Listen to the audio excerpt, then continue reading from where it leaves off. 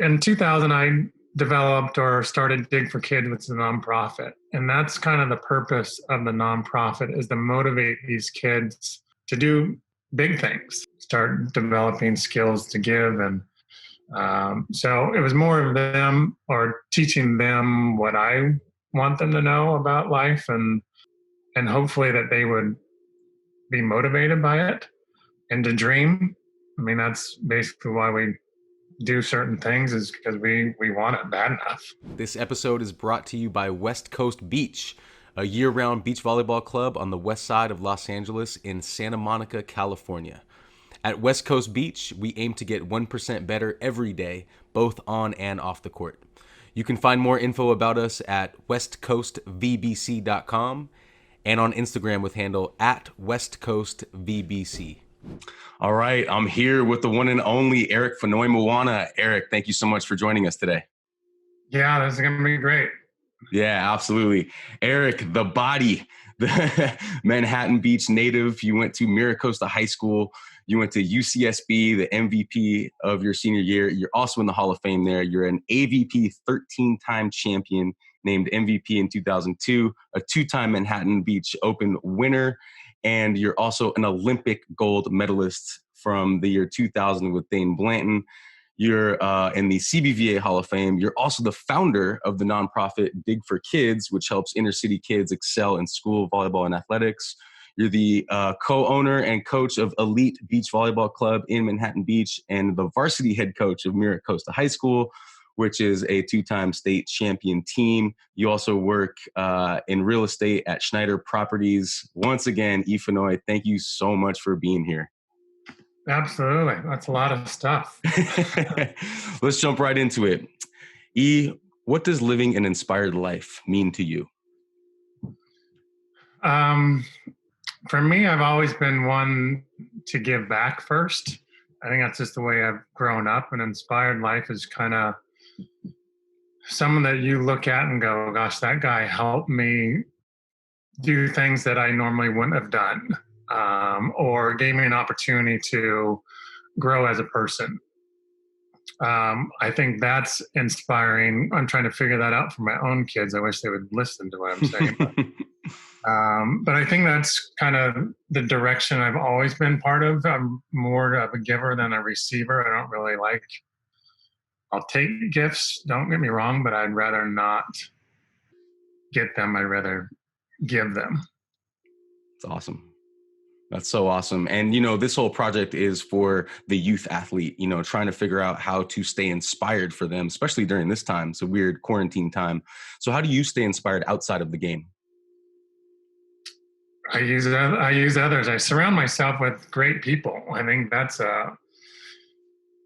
anybody that's out there that's trying to take, I try to keep them at a distance. I like to keep people who are like-minded, who are positive, and bring something to the table too, meaning that they can potentially give me information that will inspire me, or give me information that I could use in my daily life. But you're on the emails that I have as well. It's just more of, I use others to help me get through some tough times where I'm like, gosh, I'm kind of going through the motions. And then I use others who are like, hey, get yourself back into your groove. And we all fall into those situations where we're just kind of like, what are we doing? Especially during this time. So my goal is to come out better as a person, and hopefully I can inspire others along the way. Love that. In that last email that I got from you, you actually included right in the very first part of it, a really cool video from Tony Robbins. It was called Limitless Passion. He talks about progress, happiness, rituals, focus, and creating a story. I was just wondering if you could just expand on that message and just tell us why you put that video in your email. Well, I think for me, at least for weekly goals that I have, is I want to see progress. And then during this time, when we're completely shut down, I was I was very goal oriented, and I was getting through a lot of stuff, and I was really, really busy with work and all kinds of tasks and things that I wanted to get accomplished and be a little bit more organized, and everything was getting. I was so busy doing all this stuff. At the same time, I was like, well, what did I accomplish? And after a while, I was like, I need to do something a little bit more meaningful than just getting through what I need to get through. It was great to be organized, and I'm going to be extremely successful when we're able to do more. But in the meantime, I did get a few ruts for a week or so going, gosh, I didn't really felt like I didn't do as much as I normally do, and creating that progress on a daily basis. And then that's that mindset where when you do have progress, you're such a better person mentally. So Tony Robbins, he does it right. I mean, he has some great messages out there that I, like to listen to. And then there's a lot of, there's a lot of Kobe tributes that I like to listen to. I was a big fan, and Michael Jordan coming right now. It's like the perfect storm is happening for me to continue with my own motivation to be successful. Yeah, absolutely. That video charged me up. So I'm going to leave a link on this one for that video. I appreciate how you started the email with that. That was pretty cool. Yeah, and we all need a little help. Yeah, exactly. Well, let's think back to practice. I know we haven't practiced in a while, but just in general, and I want you to answer this from your experience as a player and now as a coach. What does having an inspired practice mean to you? Well, you should have a mission before you get to practice. And what are you trying to accomplish? And then at the end, if you put out your best effort for that day, then you've done your job. But I see that was my focus as a player. As a coach, I would like to see players take on that responsibility and be the best they can be for that practice. And that's how you get better.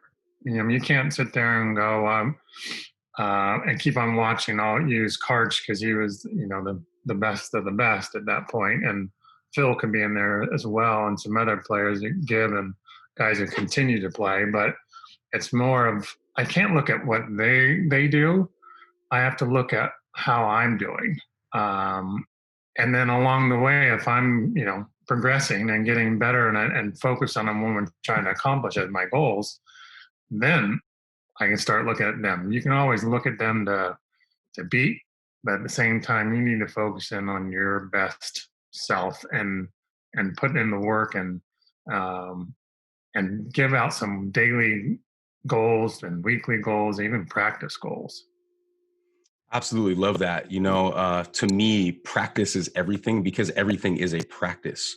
So how do you use everything you just said right there and transfer that over into your daily life?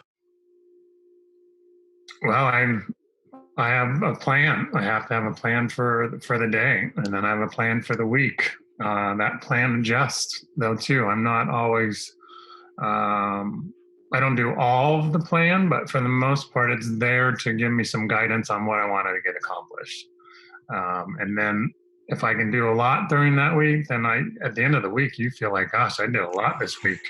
Right. And then my list always continues. So if I didn't do it that week, it will be on the next week and it will get done. It's just a matter of, I have to have my list, and I'm old school. I still write it down. I don't put it in my phone. I want it on a piece of paper. I want to cross it up, put a line through it and say, yeah, that one's done.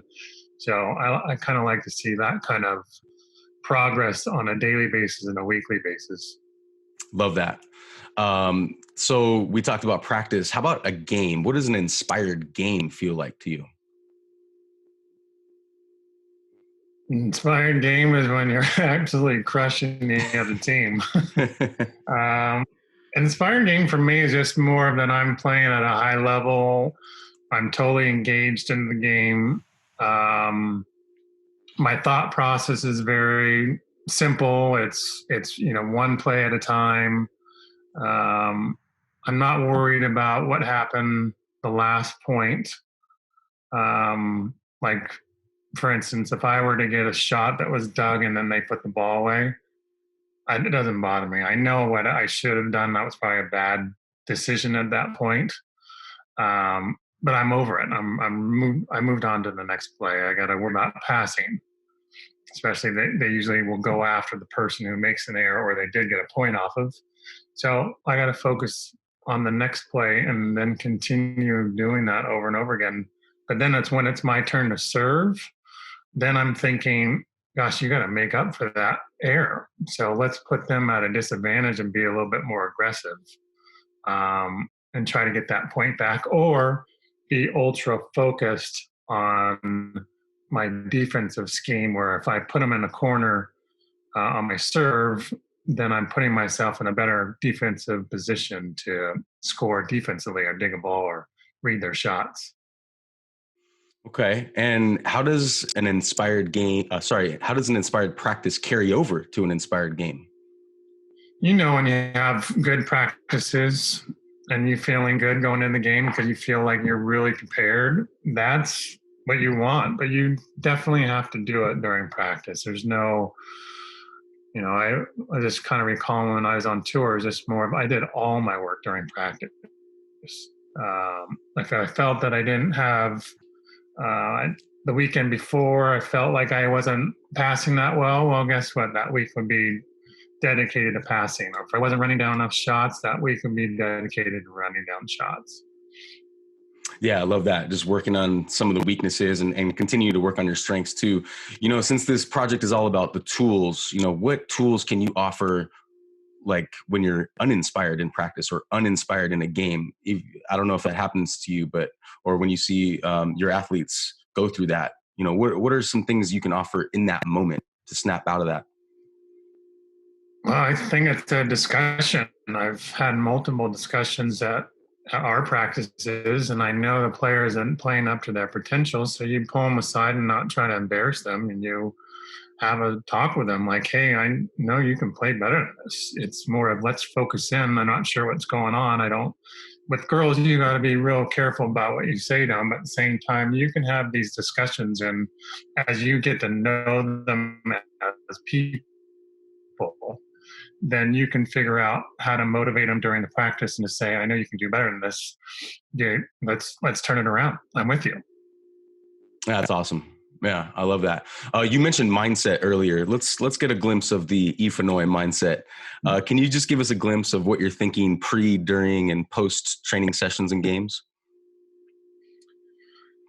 The pre is more of, I need to focus in on just myself and getting myself ready on a game routine, mentally and physically, getting a proper warm up, and then getting my head straight and figuring out who we're playing and try to figure out a game plan before that, and just kind of remember what they do and their weaknesses. And as I'm sitting there going through my game routine, it's more I'm feeling out myself too. Where am I during this game? Do I feel tight? Do I feel like I'm ready to go? And working through that to get to that point, like, yeah, when this whistle blows, I am ready to go. So I'm always kind of listening to my body and like, hey, I need to stretch my back out a little bit more or warm up my arms a little bit. My legs aren't really going. Then I need to figure out how to, worry about myself and then get into that mindset of the game. And then why the game is going is there's a lot of, feeling out the other team, meaning that, hey, we were going to go after the left sider and he's on today. So guess what? Abandon ship on the game plan. Let's go after the right sider and see if he's off. And then, it's always evolving. And then more than anything, you got to worry about one play at a time, side out, and keeping it simple is probably the best. And then things aren't going well, stall. Take time. There's a lot of things you can do, but just to regroup, there's plenty of things you can do to kind of figure, I better slow this thing down, or if you're winning, then let's speed it up a little bit. Yeah, I love that. So I've asked, all of my guests the same question, but I'm really interested in the champions like yourself about your self-talk during the game. What does that look like? Just give us a glimpse of the self-talk, because it's a little different than the whole mindset. Yeah, my self-talk, I'm pretty aggressive, so that's my style. Is if I get blocked, I'm 100%. I'm going to hit again. Um, so I'm more of that's how I get out of game situations or plays that are, I guess, less aggressive. I kind of just turn it around and be a little bit more aggressive, and there's a lot of breathing going on there as well. You said breathing? Breathing, Mm. yeah, just mindful breathing. Where trying to get when you are calm and you're not panting, if you will, that's when you play your best. When you're, struggling with your breath and um, you have a lot of anxiety, breathing is the key to just kind of calm yourself down so you can play at a high level. Love that. I love that. Are there any specific breathing techniques that you practice or you teach? Well, even before you play, there's breathing techniques that you can do. I just kind of sit by myself and just breathe through my nose and kind of keep it simple. But during the game, when you are long rallies, is if you can figure out how to calm your breath, and one that I always use is in through the nose and slowly out through your nose. And if you can't do it out through your nose, slowly out through your mouth. Um, that will calm your breath and kind of bringing uh, your anxiety down too. And so you can sit there and go, okay, now I'm calm. And it could take 2 breaths and you can be right back into the zone. So um, I use it as a technique to try to get back to where I need to be. I love that. I love that. How about stoppage time, E? How do you utilize stoppage time? And there's so much stoppage time, especially in our sport, but any sport. I feel excuse me. I feel like some of the great athletes and champs really, really utilize stoppage time to their benefit. Would you agree with that? That's the probably key to the whole thing is during that time is whether you're doing defensive schemes or offensive schemes, if we can get on the same page, especially defensively, let's say you're going, I'm going to jump into the block on the angle block and I'm a defensive guy and I'm going to jump into my line. If they see the spot and figure out what your defensive scheme is as a team, you're like, okay, no big deal. We'll side out. But if you're as a team and all of a sudden one of you messes up, shoot, I forgot that one. I'll do that next time. That kind of sits there and goes, well, why weren't you there? We just talked about that, and these schemes, if someone figures you out, then they're on it. Now you have to, as someone who's aggressive, now you're going to have to turn up your serves. You're going to have to take more risks.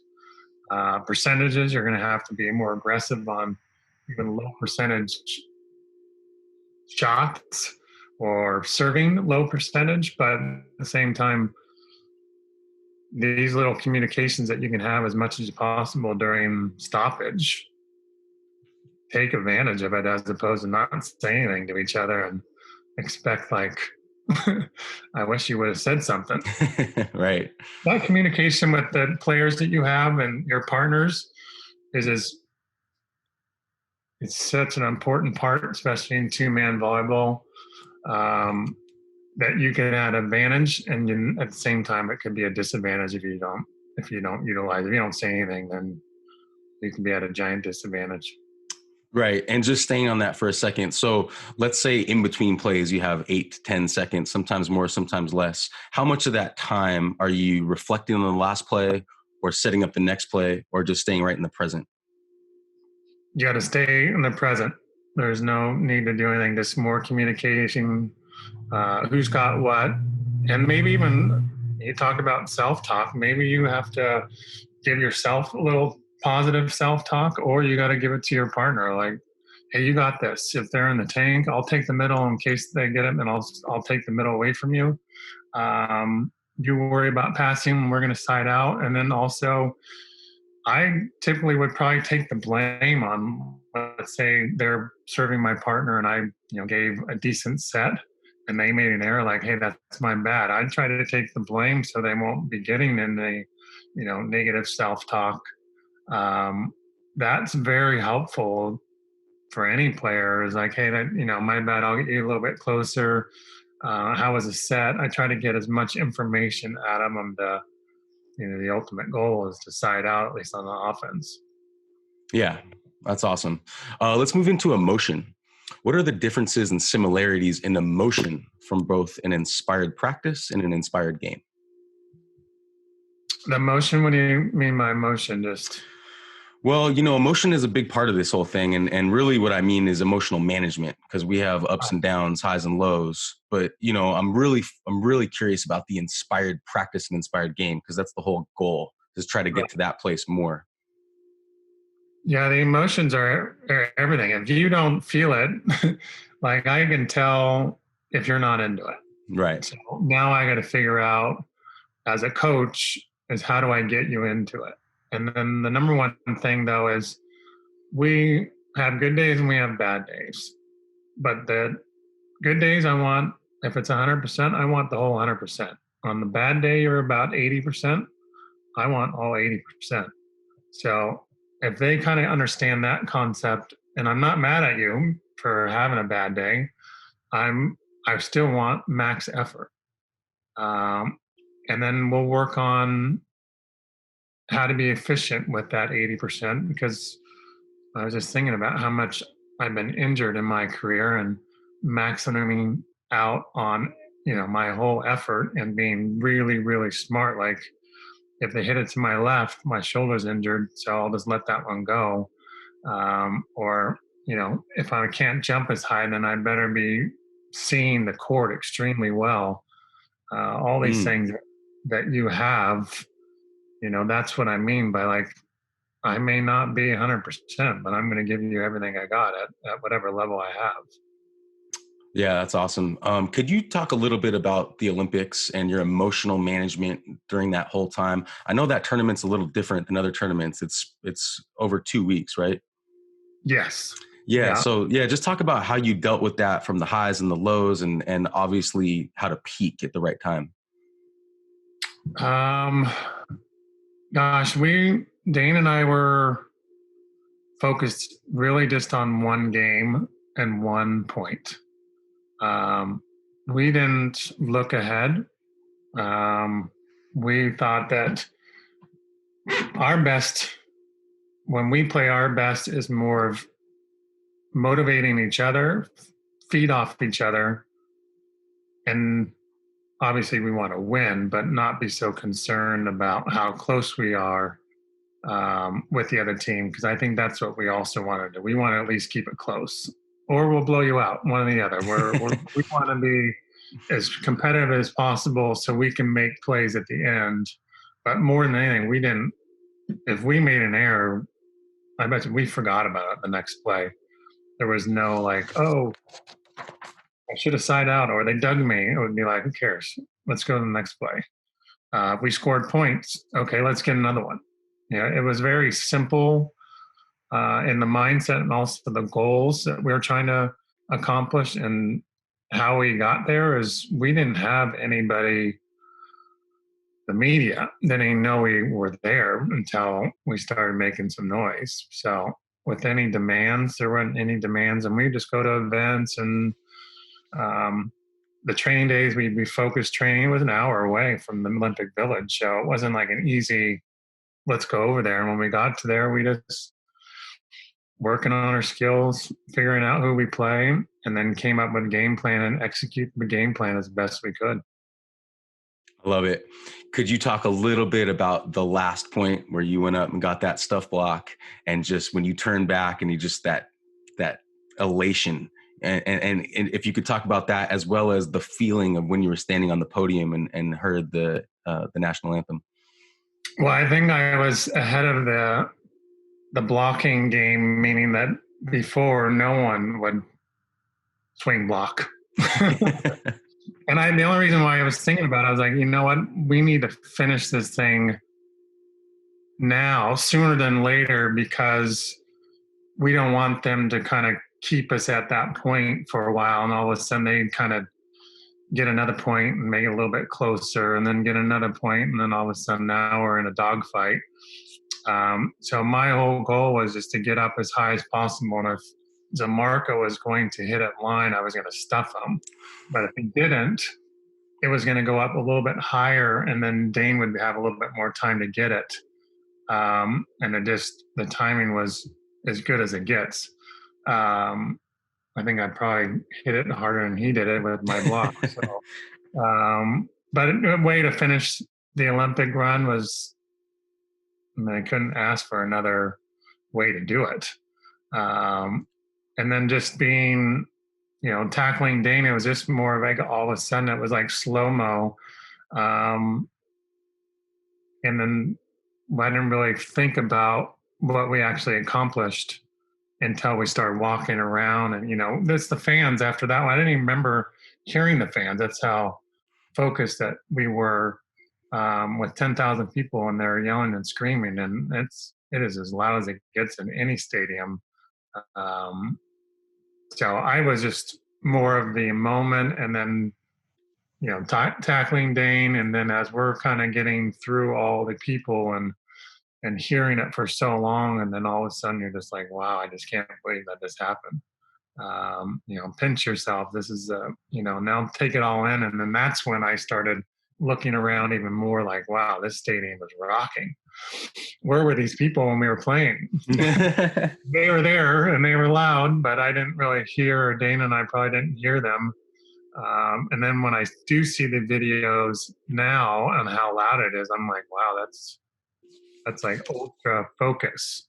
And again, that has to do with the preparation and figuring out it's just one point at a time, and then good things happen.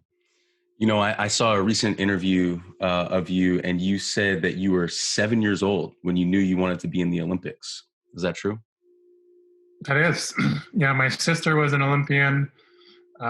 She was a 100-meter butterfly, and I was a soccer player at that time. And I just figured I'm going to go professional soccer and play. Volleyball, indoor volleyball was in there a little bit. I played a little beach when I was in high school. And then I would just play like the CBVAs, but there was really no thinking that I'm going and play on tour at that point. I thought about it. And then once I got into high school, senior in high school, then that's where I started, like, I played all the time, all summer long. In college, I was down there logging in some serious hours, 6-7 hours a day. That's all we did. Went in the water, surfed, got out of the water, played volleyball, and then back again.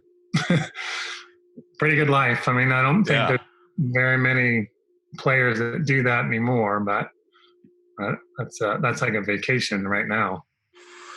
Well, another reason why I wanted you to be on, this project is it's really about what you do with your win, and what you've done with your win. And I also wrote down something that you mentioned: dreams do come true, and you tell that to the kids when you go share your gold medal with kids. Can you just talk about that and the impact that you're having on the youth specifically with your gold medal?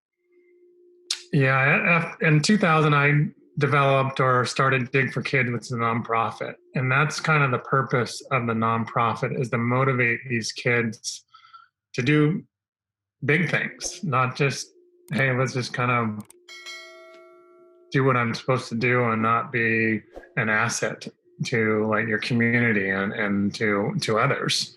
And don't be just, a taker. Start developing skills to give. And so it was more of them, or teaching them what I want them to know about life, and hopefully that they would be motivated by it and to dream. I mean, that's basically why we do certain things, is because we want it bad enough. And I tell them the message too, like, if you want it bad enough, you can have whatever you want. You have to do the work. And I think that that's what's missing. For most people to be successful, they do the work and then they'll do it again. What happens when they don't make it, it's too hard. Right. So I'm out. That's an easy way to get out of it. It's too difficult. So. Yeah. Oh, well, speaking of doing the work, another reason why you're inspiring is you actually recently competed in the AVP again after a 10-year hiatus. And I was able to watch that 2018 Hermosa with Jeremy Casebeer. I was wondering if you could talk a little, as well as the Dyno recently, which I also watched. Could you talk a little bit about the flow? Because you mentioned being in the zone earlier. And specifically used the experience in the recent Hermosa and the Dyno tournaments, because should be fresh in your brain, right? Talk a little bit about, can you identify when you are in the game, in the flow, or in the zone? The zone's tough to be in there. It's more of, one is you're having fun. I think that's got to be part of that whole being in the zone or in the flow. It's, you got to be having fun and enjoying what you're doing. It helps when your body is allowing you to do it. And that's kind of the things that was happening at Hermosa Open with Jeremy, is my body was healthy for once. I couldn't keep the jump as I used to, just because I wasn't conditioned to play in that. But as far as being in that zone and kind of being confident, I was good just because I was healthy and I was just having fun with it. And then the dinosaur, same thing. I'm just having fun. I like playing the game still. I love playing, competing. I'm just out there and enjoying myself at this point. It's not work. It's more of, let's go have some fun with some friends. And the Hermosa Open was just more of, this is a friend of my family, in a sense that these guys that are in the stands, which there's a lot of loud, loud hecklers that day, they wanted to see something special, and I gave them a show as much as I could, or as long as I could too. Yeah, it was awesome and inspiring. And also shout out to Clint Coe for playing with him in the dyno. I was wondering if you could. Oh, sorry. Go ahead. Yeah. No, I was wondering if you could talk a little bit more about the zone, and in terms of getting back in the zone when you're out of the zone in the middle of the game. Are there any tools? You mentioned breathing earlier. Is it even possible to try to get back in, or do you just have to allow it? Well, the zone's just a tough place because, I mean, if you're in the zone, I wouldn't serve you. You being in a zone setting, that's about all you're going to be doing. So that's kind of the hard part about being there. It's just more of you're aware. Everything seems to kind of slow down. Your mind is working at full capacity, meaning that you see things that are happening maybe even before someone else does them.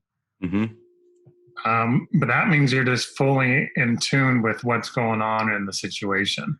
So the zone doesn't happen that often, but you can kind of keep yourself at a high level if you're mentally engaged in what you're trying to accomplish. That's when you are focused and you don't have any outside distraction, or someone says something and you're not rattled. That's probably as close as you can to get the zone. And then playing at a high level, meaning that when you're going and you're hitting on offense, you see your vision is so good that you see the court as just a giant space to put the ball away. Is that a feeling that you can practice? No, the best thing you can do is just work on your skills and hone in on stuff that you feel like you're not very good at. Obviously, you said it before, is practice stuff that you are good at too. But the ones that you're not good at, those are the ones that you need to start working more and more and more and do the work. At that point, then you'll give yourself a better chance to get into that flow state. But it's more of, you have to do all the skill work, because in beach volleyball, you can't hide. So if you're not very good at something, I'm going to make sure that you do it over and over again. Yeah, for sure. No, last question about flow, because it seems to be a recurring theme. Is it possible to bank being in the flow in practice and then saving it later for the game? Again, it's tough to be in there in that state of, in the zone. I don't know how many people get in there that often, Right. but It's rare. trying to be close to getting in there where you're playing at a high level. But I would, for athletes, I think they should be worried about doing the skill work and then also learning how to manage the game as you're playing it. That's more important to do than trying to figure out how I'm going to get in the zone and what's good. How do I get there and how do I get there? There's other ways that you'd be better served putting your efforts in than trying to figure out how am I going to get in the zone. Yeah, got it. Okay. Let's move on to sources. Where do you get inspiration from? Gosh, I'm self-motivated for the most part. I do have good days and bad days, just like everyone else. I will look to the internet and look for YouTube and just see things that interest me, especially when things were like Kobe's situation when he passed. I look for him for inspiration. Michael Jordan's up now. I'll look for him for inspiration. Anybody that's on the internet really that I could look for inspiration, then I'll listen to it. I'm probably just like everyone else. I probably have about 10 minutes, 10 to 15 minutes of attention span before I'm like, okay, I'm out. So hit me with something that's really interesting, and then I'll use it for the week, and then go from there. But I'm always looking for stuff. I'm not like I got this. I have slow weeks and really super busy weeks, but I look to others sometimes to help me mentally and motivational. Like, oh yeah, they're in the same boat. Sometimes you need that reminder. Yeah, no, absolutely.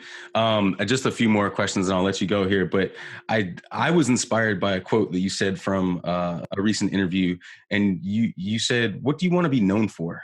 Do you want to be known for your wealth, or do you want to be known for being loving and caring? And did he give back? There's life wealth. I was wondering if you could kind of expand on what you meant by life wealth." Life wealth is just how I was brought up. I was brought out again, I do the work. I'm a giver. I try to help others whenever I can. I coach my parents. My mom was in real estate. I'm in real estate. My mom was in charity work. I'm in charity work. My dad was a coach. I'm a coach. My dad was a hard worker. I work hard. So it's just more of how you were brought up, and then that helped me kind of create who I was, so who I am, and what motivates me, and how do I feel good. I feel good when I give in to people. I've given a lot for these kids, especially in high school. The girls, the Mira Costa high school team, the elite girls. I'm enjoying it. I'm just kind of having fun with all that, and figuring out ways to motivate them, and get to them on their level as far as skill works, how to teach. I'm always trying to figure that out.